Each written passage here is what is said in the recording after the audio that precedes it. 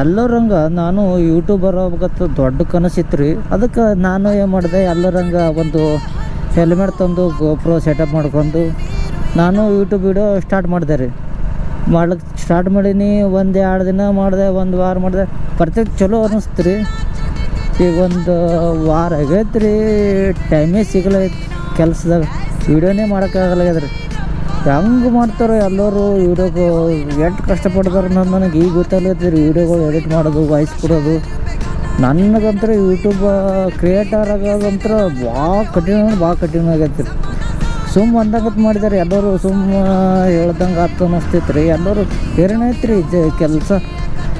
YouTuber creator ಆಗ್ಬೇಕಂದ್ರೆ ಸಿಕ್ಕಾಪಟ್ಟೆ ಹೇರಣ ಐತಿ. ಸುಮ್ಮ ಎಲ್ಲರೂ ಮಾಡಿದಂತೆ ಮಾಡಿದ್ರೆ ಆಗಲ್ಲ ರೀ. ಕಷ್ಟಪಟ್ಟರೆ ಇಲ್ಲೇನಾದರೂ ಒಂಚೂರು ದುಡ್ಡು ಆಗುತ್ತೆ ರೀ. ಅಂದ್ರೆ ದುಡ್ಡು ಅಂದ್ರೆ ಒಂದೇ ಟೈಮಿಗೆ ಒಂದಿಟ್ಟು ಕಷ್ಟಪಟ್ಟಪ್ಪ ಅಂದ್ರೆ ಬರೋಲ್ಲ ರೀ. ನಮ್ಮ ಲಕ್ ಬೇಕು ರೀ. ಇದಕ್ಕೆ ಕಷ್ಟಪಟ್ಟರು ನಮ್ಮ ಲಕ್ ಇದ್ದರೆ ಮಾತ್ರ ಅದು ನಮಗೆ ಮುಂದೆ ಏನ್ರಿ ನಮ್ಗೆ ಪ್ರತಿಫಲ ಸಿಗ್ತದೆ. ಕಷ್ಟಪಟ್ಟರೆ ಅವಾಗ 1 ವರ್ಷ 2 ವರ್ಷ ಪಟ್ಟಾಗತ್ತಾರೆ. ಒಂದೇ ದಿನದಾಗ ನಾನು ನನ್ನ ಟ್ಯಾಲೆಂಟ್ ತೋರಿಸ್ಬೇಕಾಯ್ದು ಹತ್ತೀನಂದ್ರೆ ಆಗಲ್ಲ ರೀ. ಕಷ್ಟಪಟ್ಟಾಗೆ ಆಗುತ್ತೆ. ಎಲ್ಲ ಕ್ರಿಯೇಟರ್ಗೆ ಗುಡ್ ಲಕ್ ರೀ. ಹೊಸ್ದಾಗಿ ಕ್ರಿಯೇಟರ್ಗೆ ಗುಡ್ ಲಕ್ ಅನ್ಕತ್ತೆ ರೀ. ಬರ್ರಿ ನೋಡ ಮುಂದಿನ ವೀಡಿಯೋದಾಗ ಏನಾಗ್ತಾರೆ ಮುಂದೆ ಟ್ರೈ ಮಾಡ್ತೀನಿ ರೀ ವೀಡಿಯೋಗಳು ಹಾಕೋದು. ಜೈ ಕರ್ನಾಟಕ. ಮತ್ತೆ